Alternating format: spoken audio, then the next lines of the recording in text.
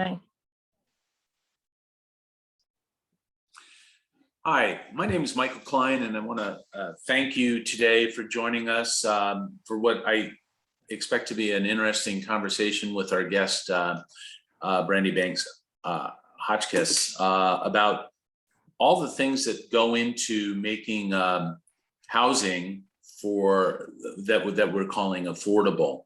I want to say that I'm doing the introduction today because our president, Amy Winsky, happens to be traveling today and she couldn't make it. And she asked that I say hello for her and thank everyone for attending.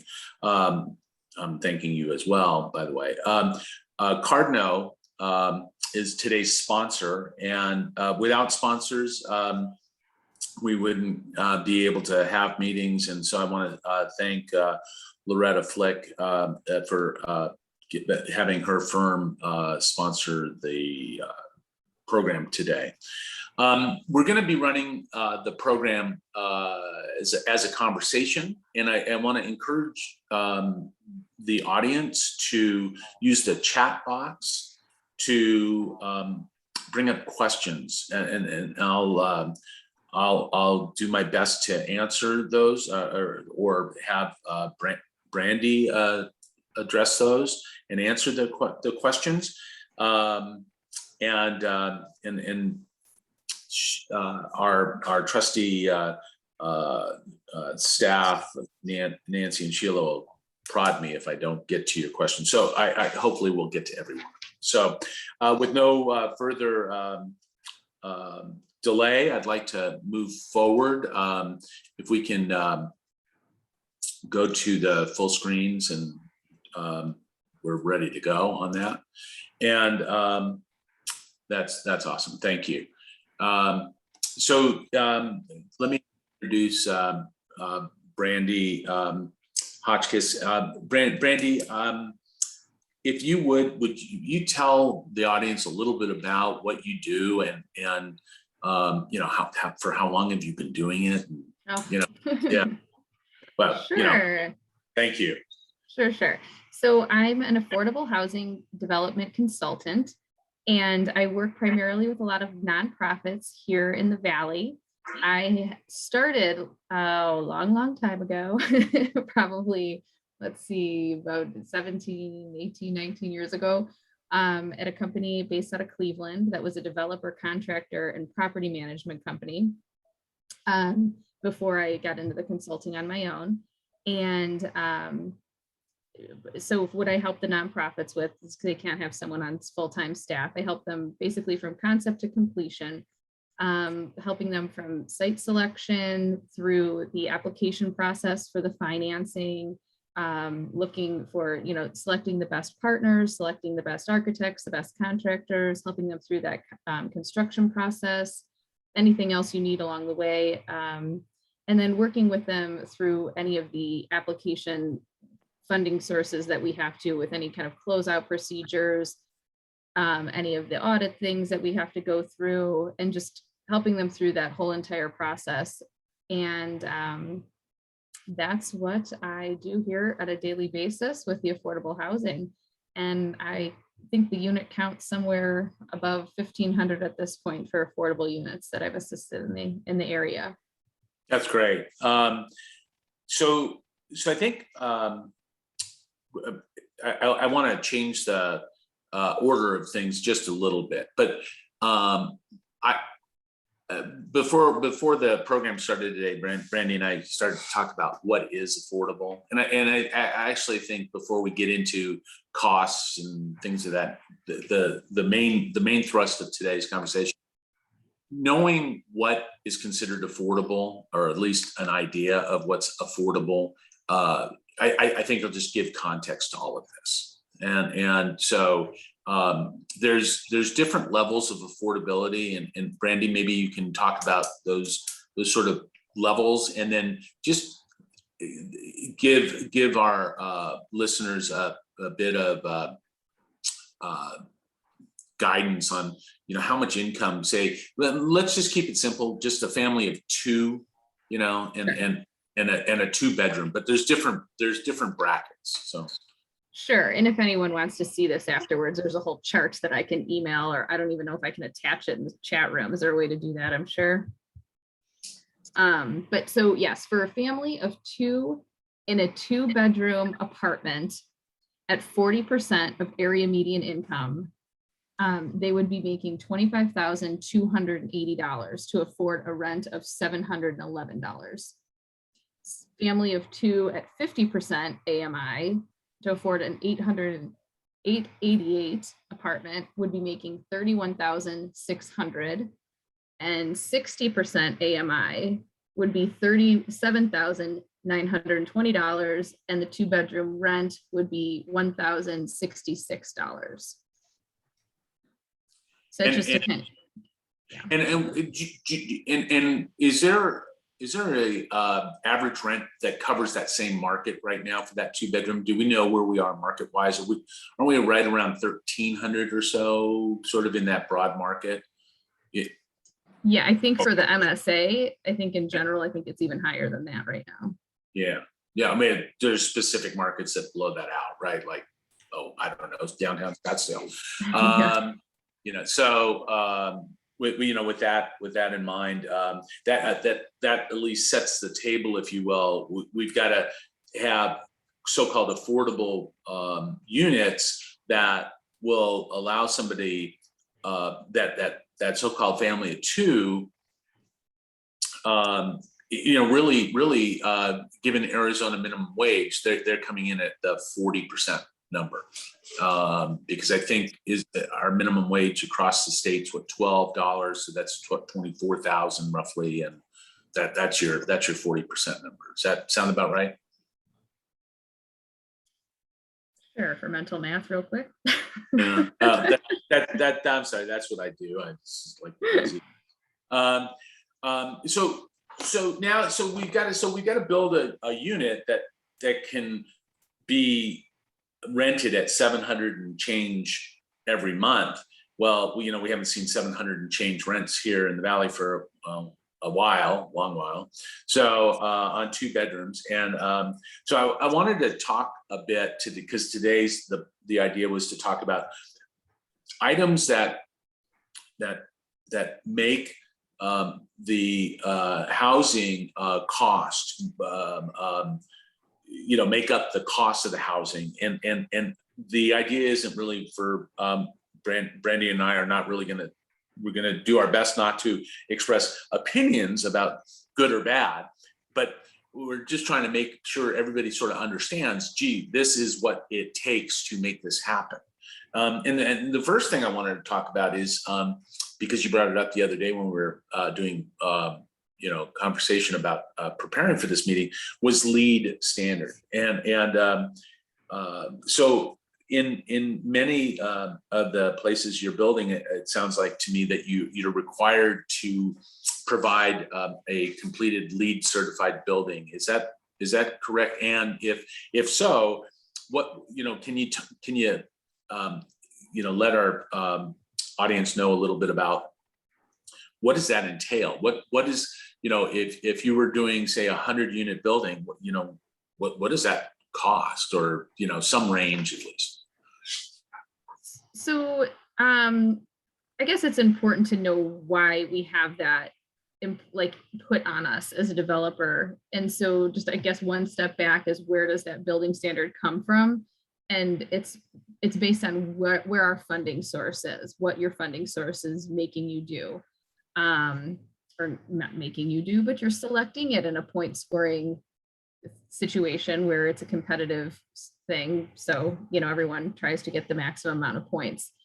And so by selecting LEED and competing for LEED, you are basically agreeing that all of those standards are going to be in your property, and it's automatically adding, probably based on what research that I've done with a lot of the different contractors, architects, energy consultants, it would probably be about $3,500 extra per door for the certifications, the extra specialty building materials, and any other additional consulting fees that would be included with just providing that certificate You know, in this type of building that we do, there's already a prescriptive path for certain types of energy efficient building materials we're required to use, whether or not we have that LEED standard certification or not.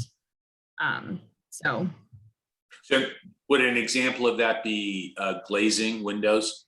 You required a certain level of window already? Yes, yep, a certain level of that, a certain level of insulation, certain levels of, so we have to provide utility allowances, and we have to have a utility allowance analyst come in and do different inspections throughout our construction period, making sure that we have the right amount of insulation, that we have all of our ductwork properly sealed. All of these things are happening throughout construction. We have to have the, you know, low flush or the low flow shower heads, dual flush toilets. All of these things are already incorporated into our design standards for what we're supposed to be building. Got it. And you mentioned the other day, we got off onto something as basic, everybody sort of takes for granted, appliances. You know, Energy Star appliances. Yes, they're all Energy Star appliances. But it's also depending upon who you're getting your money from, the appliance package can include some of the stuff that I personally didn't fathom would be part of basic housing, right? And so if you might elaborate a little bit on like what do you have to put in most of the units that you're building these days? So mandatory requirements include things like microwave, dishwasher, disposals. Those are the three big ones that, you know, are obvious. Obviously you want a stove, a microwave, or I'm sorry, refrigerator, extra things that those are the interior appliances. Are you ending up building most buildings today with washer dryers in each unit? So we are required to provide washers and dryers either in the units or a specific count in a clubhouse. In the last few years of the Arizona Qualified Allocation Plan, which is the agency that allocates the tax credits, for everyone on here that is wondering what that means, we had a building efficiency category that wouldn't even allow for a clubhouse to be big enough to provide space for washers and dryers, a community washer and dryer area, if we were to provide any other kind of community center. So we ended up putting each unit equipped with washers and dryers. That's what our group was doing, and a few others that I know of. I'm not sure if everybody was doing that. So in a 100 unit building, if you had community washer dryer setup, you'd probably have a dozen washers and a dozen dryers or something about like that.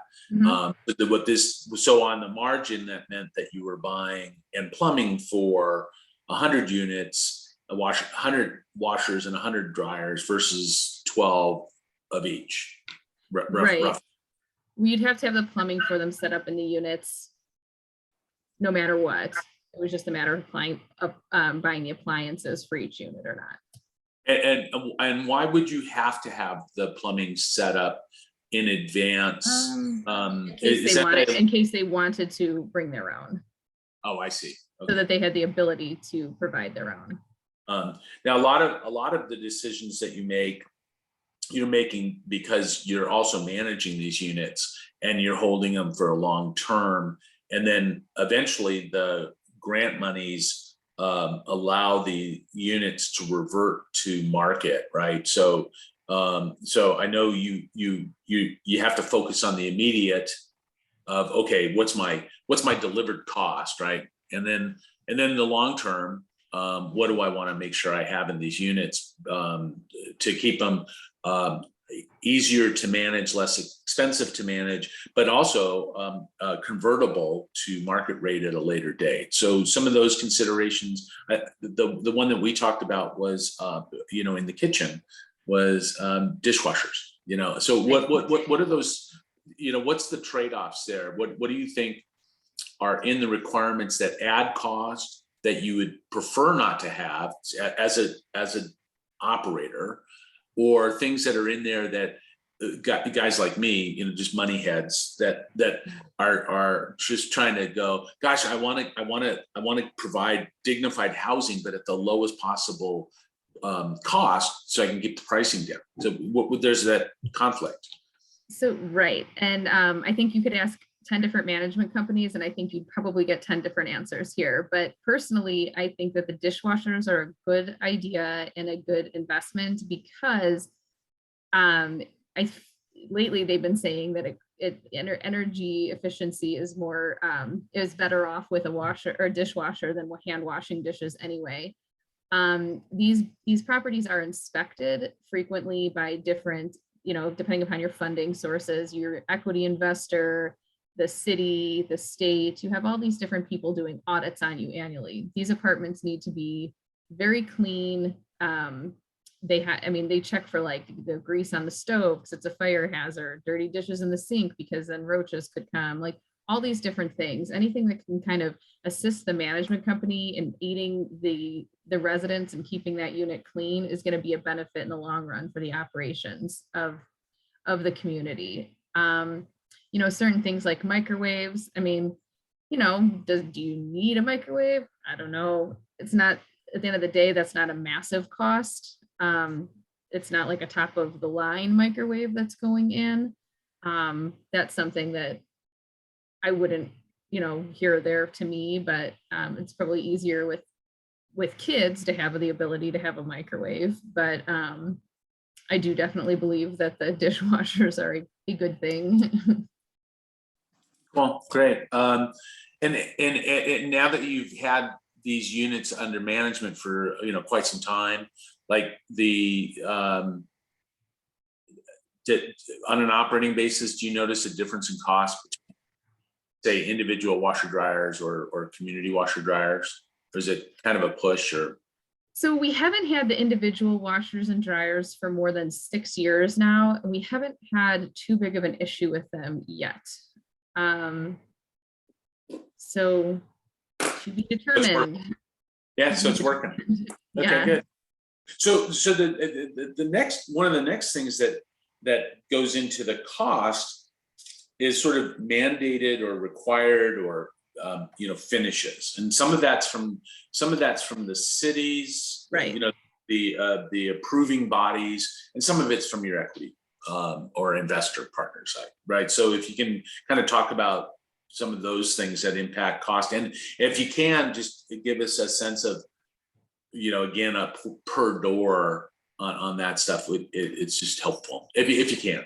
So yeah, it just depends on what city you're in and what kind of design review process they have. You have certain cities, I know Avondale's a big one that wants to have a pool. They want to have a pool. They want to have a pool. We're like, we're not market rate. We're not market rate. And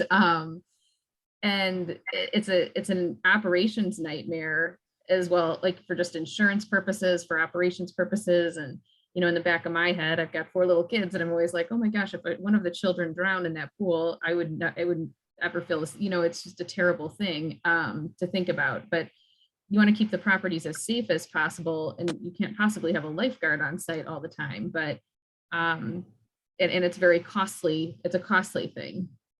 So that's something that cities try to impose through a design review process. And, pool can be costly to build and maintain. Other things like, the city of Phoenix has different kinds of design. It doesn't have the official design review process, but it has something built into their site planning review. And they want like the different materials on the buildings and different, like how many different styles and how many different variations. And it kind of depends on which reviewer you get. We had 2 buildings going down the street from each other, and one approved a certain aspect and the other wanted more and wouldn't approve it. And we're like, but it'll look awkward compared to the one you already approved 2 doors down. And it just kind of gets into that where it would be better if there was consistency for affordable housing to kind of allow that to be scaled back a bit, where, I'm not saying, we want these to look any differently and not blend in with the neighborhood. But if anyone here has ever seen an affordable housing community, a LAI community, they're beautiful communities. I mean, they don't look any different than any market rate community. But you know, once we get out of hand with perforated metals and stone and all of those type of things that can add up in cost, those are the type of things where you're thinking, okay, do we need heads and beds, or do we need perforated metal on the side of a building? So right, and awnings and all sorts of other things. I don't know. You know, it's when you go through. Well, we'll talk about this, and we'll talk about entitlement stuff in just a sec. But do you have a sense for how much that, you know, because you in it just depends. It really depends on what building and what they're trying to make you. Well, let's just use the two that you just mentioned, and you know, they're within a few blocks of each other, and they had two different outcomes, and so one's costing you more than the other. So, well, and it was even in the pricing difference of the 18 months differential between when one was built and the other was going to, that added a little bit to it all as well. It was about to be probably about $200,000 of a difference. Oh, okay. And how many units is that? 60. Okay. I won't do that math in my head, but I will get it. And then you mentioned pool. I had as a category. Amenities, and so pool comes under amenities. But are there other required amenities, or is that sort of a thing that is left to you to decide? Or so it is, there's a level of amenities that are, you know, the massive funding source is going to be the tax credit. And this is, again, this is specifically to what I'm building. There's plenty of different types of affordable housing under different structures. I'm specifically talking about low-income housing tax credits right now. And when you're applying through ADOH, their Exhibit D guidelines do give you a certain amount of amenities that you have to have if you're doing a family project or a senior project, and a certain amount of space that you have to have for either children with families or for seniors. And it's not very aggressive. It's just, you know, smaller thing, like, you know, an ability for them to, like a tot lot for the kids, or gathering space for the older kids. But you can choose to add things like a fitness center or a community garden or all these other things. And then if you're coupling that with a different financing source, like gap financing, like the city of Phoenix, there's a whole menu of items that you have to pick from that add the community garden, the bike racks, the whatever, the lounge, all these other amenities that you're adding based on another funding source. So when you just start layering things, that's when more and more of these kind of standards come in. It's interesting. Yeah, I always find it interesting because you having looked at a lot of apartments over 3 decades of providing capital for apartments, among other types. I'm always amazed, you know, go back and look at, in some buildings, all the amenities are used all the time. And in other communities, none of the amenities are used any of the time. And it seems completely random. And I wish somebody with a lot more management knowledge of you know, the apartment buildings would, maybe that's a program for a future time. But you know, why I'd like to hear about that. Yeah, I mean, so you know, because you can build an amenity package and everybody ignores it, or you can build it one that gets almost overused. And I don't know how that translates. I mean, you know, why is that? But anyway, I do have a curiosity. I've always been a fan of community gardens. Have you done any of those, and have they been successful? Yes, and so they have been successful. One right now that's going on is very successful in the senior community, and we're building a couple more in the family communities. So those are kind of to be determined. It's kind of a newer thing, and the newer builds that we're working on. But the one that was finished last summer, the seniors really enjoy it. Yeah, in the market rate world, where I've spent more of my time. Gardens have been really good at lowering turnover. It seems as if people end up with a little bit more pride in where they're living and a little bit more of a sense of connection when they're tilling soil. And I've always been surprised by that, but it works, and so less turnover is a good thing. So I think, hold on, we just got a question.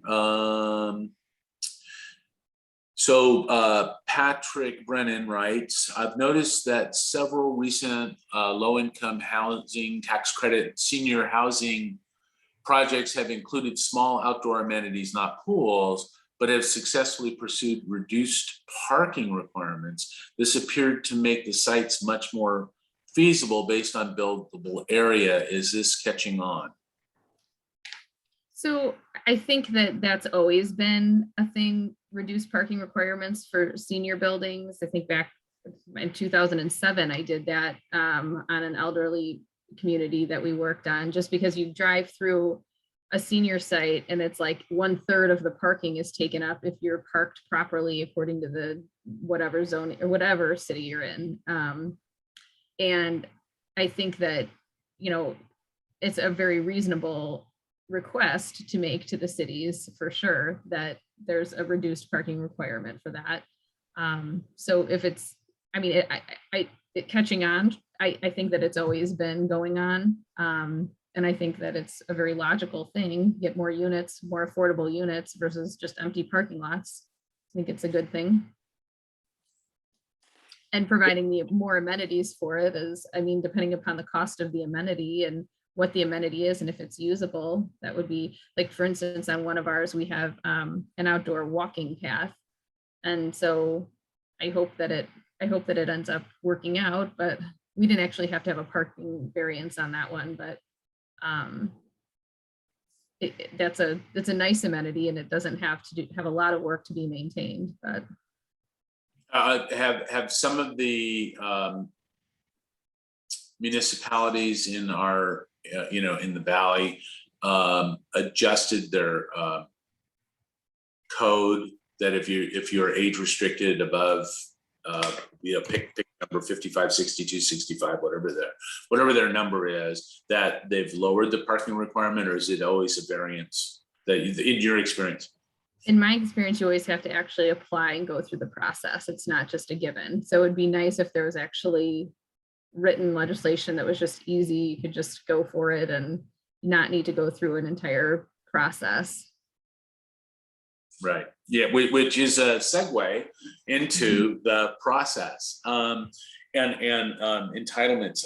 I spent much of my career in California, which and I promise I know why I left for those who are wondering, but and processed a huge specific plan that covered 2 square miles in the city of Los Angeles. So I've got a sense of what it takes to get entitlements, and in California, it's just almost SOP to have a 5-year battle. If you are not by right, if you budget anything less than 2 years, you're foolish. And but you could run into 5 on anything that requires discretionary. So I'm sort of curious. So you're going in and you're trying to get approval for very low income type housing. If there was ever going to be a NIMBY issue, I would think that that's it. Although I will say I'm very surprised that everybody would like to have a church near them, except so that they can go to one, except they don't want one near them otherwise. So they have a similar issue. So can you kind of give us a sense for timelines that you face? So you identify parcel and start setting up the project to go, what type of timelines do you have? So I've been pretty fortunate with the timelines in the city of Phoenix in the past. I haven't had to rezone anything in the last couple of years because I did have a case that was where I actually had someone tell me I better wear a flak jacket to the next meeting. When you're talking about NIMBYs, it was pretty bad.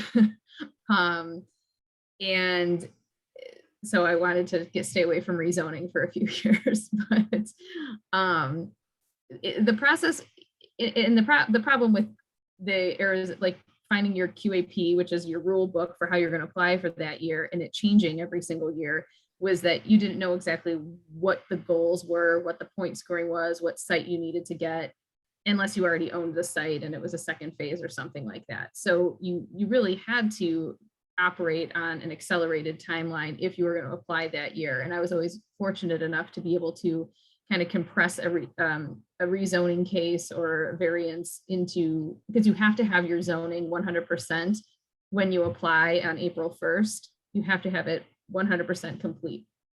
So I was always fortunate to have it done inside of 9 months, which is very quick. Yeah, very quick.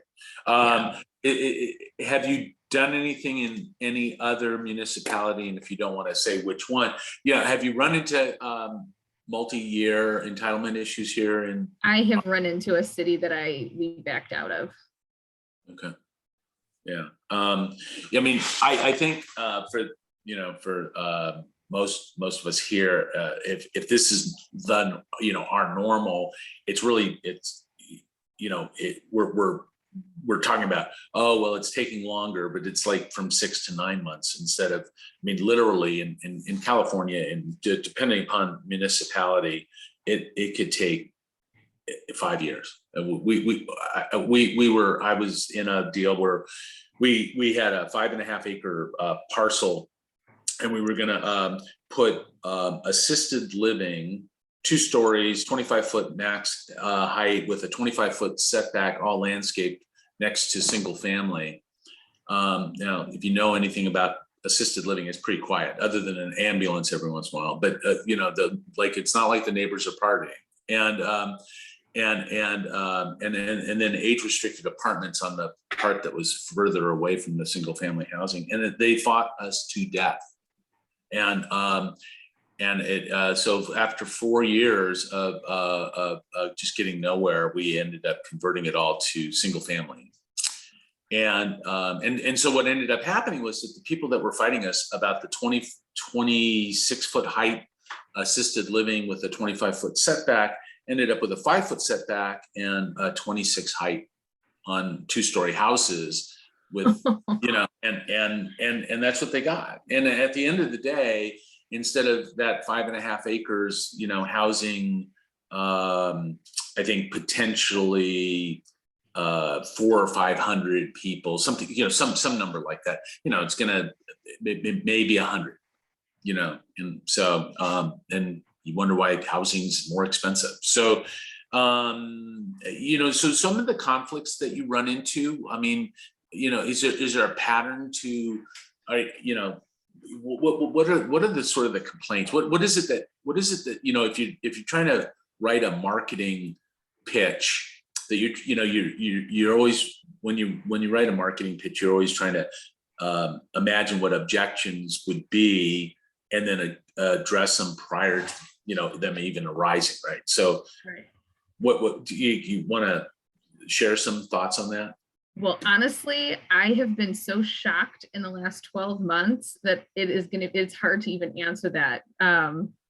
So, in prior years, the really bad rezoning case that I had, it was, we don't want those people in our neighborhood. And you come armed with all of this is who makes this salary, starting teachers, starting firemen, the person that works at the CVS that serves you, the person that works at the restaurant that serves you, all of the jobs that are of the income levels, the single mom that works, that's your dental assistant, or, at the 60% AMI level, there's so many different things that are in that of the 5-person family income. So you kind of come armed with those type of examples for people, and then they can kind of put, it's a little bit more of humanity for them. They can kind of put a face to who's going to be living there.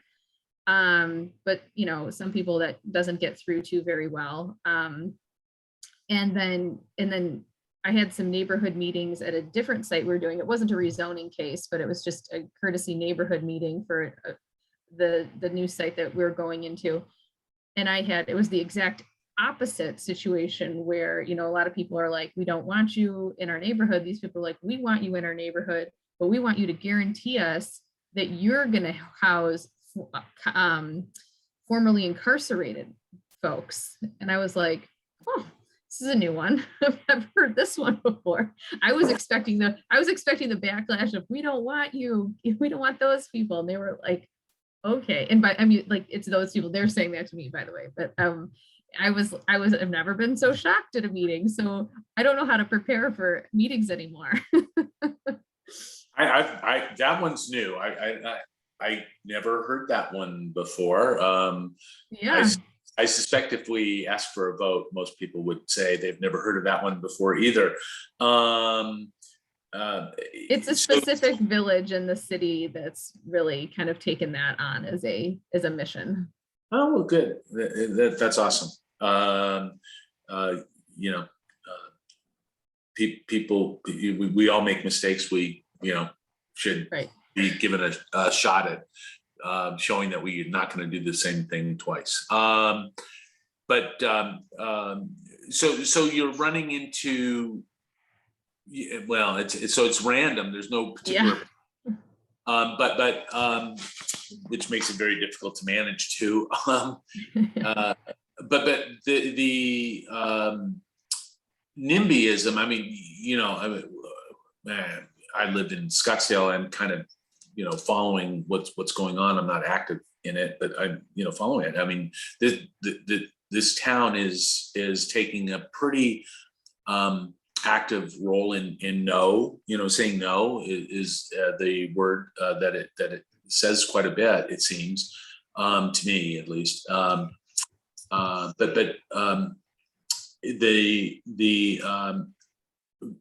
Is your argument when you do talk about the, you know, starting wages for, you know, various people starting their careers, is that working? Is that pretty effective for you? So for some people it is, and for others it isn't. And like, here's kind of another way of looking at kind of where, and this is where the funding source is driving the location of these housing complexes. So the qualified allocation, the qualified census tracts, it used to be you could build wherever in the state and get the 130% basis boost that you needed basically to make the deal work for your numbers. Then it got limited back to QCTs only. And those QCTs, qualified census tracts. So I think and maybe Sheila can correct me if I'm wrong, I think that means that the area median income of the census tract is 60% below 60% of the census tract is 60% below of AMI. Yeah, you're in the ballpark. Okay, thanks. And so it was driving it back to the QCTs. And so the rationale there is that there's an investment in that community and you're driving investment there. Well, so now in the new version of the qualified allocation plan, where it's our rule book of where to go and what to do, we have a whole bunch of zip codes that have been, I guess, maybe too saturated with buildings, and they're trying to push us into other areas that are higher income areas that aren't necessarily QCTs, to build in areas that haven't been built in a lot of years, which is good, but it's also more expensive for land. It's also there's housing needed by different schools, by different jobs, by different things. But then you're talking about NIMBYism. Well, it's a different level of NIMBYism, and it's also a different price point in land cost. So there's two very distinct kind of thought processes there.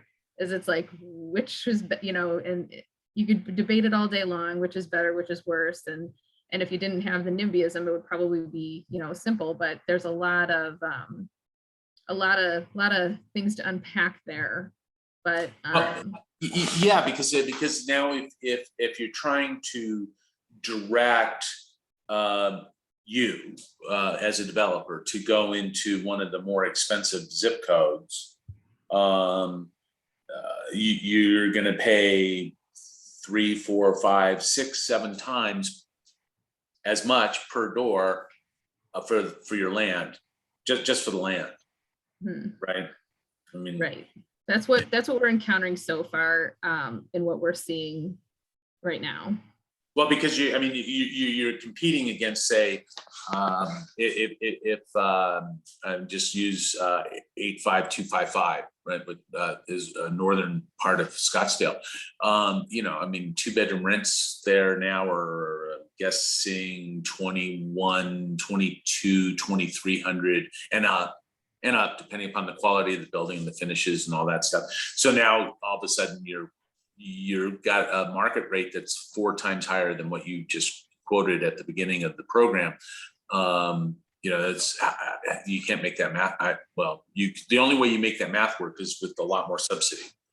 Well, right, and I am pretty sure that the city of Scottsdale wouldn't let anything of the LAI technician 85255. Yeah, that's a whole different issue. But yeah. but I mean, certainly Phoenix has various zip codes, and it's huge, and it has various zip codes that are more expensive than other zip codes, and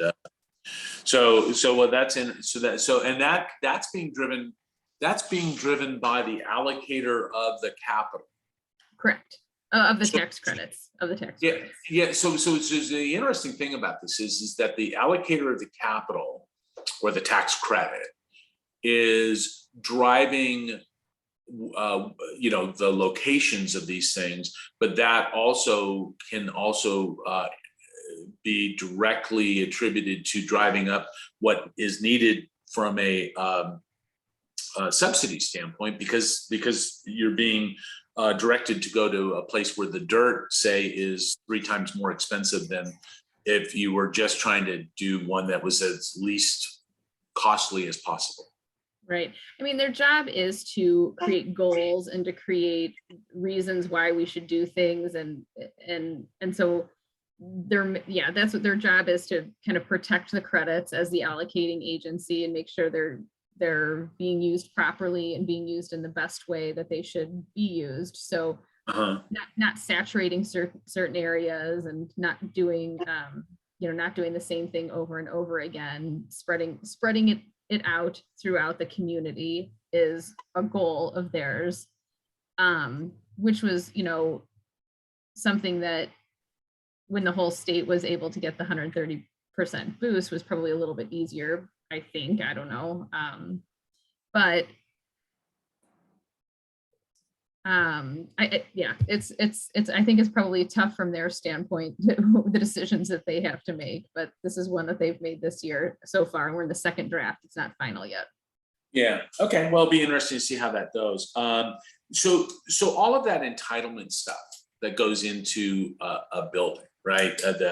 Making sure that you go through all the checklists and check all the boxes to make everybody happy to get to building permits. Forget sort of the A&E part, okay? Because although I know that there's some cost associated that's translatable, but I'm just trying to figure out, so what do you think that entitlement cost is per door, to get to that where you can apply and be permit ready, if you will, and it's not the A&E, because that's sort of generic in many respects. So are you talking about if you have to do a rezoning, like entitlement? No, let's just say that you can do your 9-month deal, without going through that rezoning thing, because there's so many variables there, we can't even. So you're talking about just doing like a site plan review? Yeah, you do kind of a site plan review, but you've got hours of staff time to go through the various checklists for the funders and all of the different, that you need to have. So for the applications for the LAI up through where you'd be closing with your syndicator? Yeah, because you would never have to do that in a market rate deal. So I'm just, So like yes, probably you'd be spending up to about $1 million before you'd be closing. On a 60 unit building or 100 unit building? Yes. 60. Okay. It's going in my math for the next section. And so that's everything that you're paying for. That's all your reports. That's all your that's going through the city process.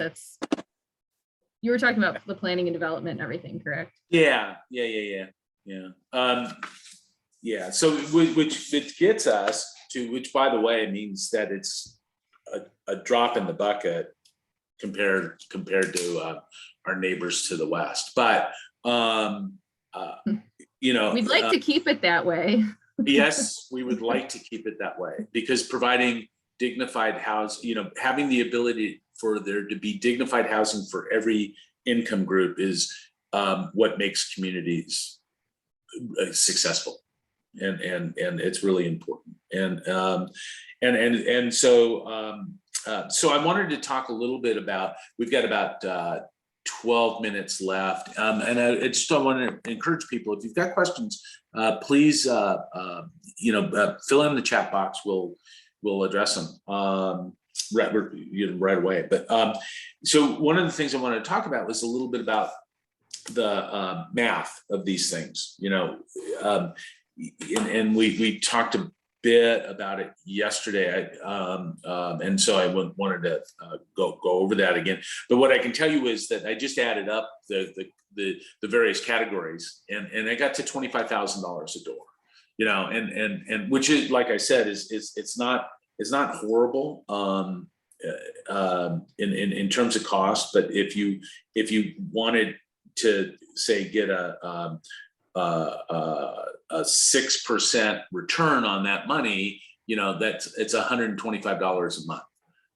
Okay, that it's cost that the process eats up, and that $125 a month goes into your rents or your subsidy, one side or the other, Oh, so I wasn't including my construction costs in that $1 million. No, because your construction cost, your construction cost is, it's generic. It doesn't matter if it's market rate or what you're building. I mean, it sticks and windows and all that stuff. I mean, I just don't think that adds. It's just trying to get on the margin, to do what you're doing, and if it's 20 or 25 or 30, it's in that. It's in that range, and but the easy math is that most people that are building in the market rate world are looking to get to about a 6% return on costs these days, and if it's 25,000, that runs to get 6% is $1,500 a year, which is $125 a month. $125 a month is just incremental rent cost that either is going to be absorbed in a subsidy or by the tenant, depending upon what we're doing. And so I think what was very interesting to me, again, I'm kind of a boring money guy, but is when I asked you about the capitalization of one of these projects and what it could actually debt service, and then how much was really in the form of money that came in through all these various tax credits. I was somewhat surprised. So in the market rate world where I spend my time, when apartment gets built, oftentimes the construction loan will be 75% of cost, sometimes 80% of cost, depends on pro formas and margins and things of that nature. But when it's completed, they'll get a 65% loan to value loan, and it'll debt service and cover. And so there'll be roughly, implied equity of 1/3, if you will, and 2/3 of debt, and the deal works. In your world, it seems that it's quite the opposite. It is. And so maybe you can kind of tell us what a sort of prototypical deal looks like. So it just in big round numbers for everybody. So when we're getting the tax credits, they are bought by, we apply for through the Arizona Department of Housing. We're allocated a certain amount of tax credits per year for 10 years, and then they are bought by an equity syndicator. And so like on a $20 million deal, and we apply and we get whatever amount of tax credits, we get the investment in from the equity investor. And that's kind of the engine that drives the train for us to be able to complete this deal. And construction loan acts as a typical construction loan like any other deal would have. And then at the end of the day, that equity piece is what really ends up paying off everything, paying off your construction loan. And then coming in, and it's like, let's say if your deal is a $20 million deal, you're able to debt service $4 or $5 million. If you have $1 million gap financing note from the city of, well, Phoenix has that much money. Other small cities or rural communities won't have that much available, but it would be probably a smaller deal in some of the rural areas or rehab deals.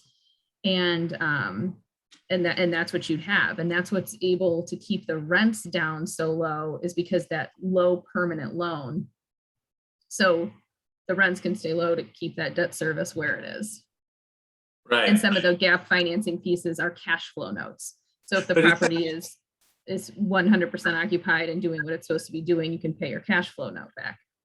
But essentially, that tax credit deal, right? That whole element is a taxpayer subsidy to make the project work.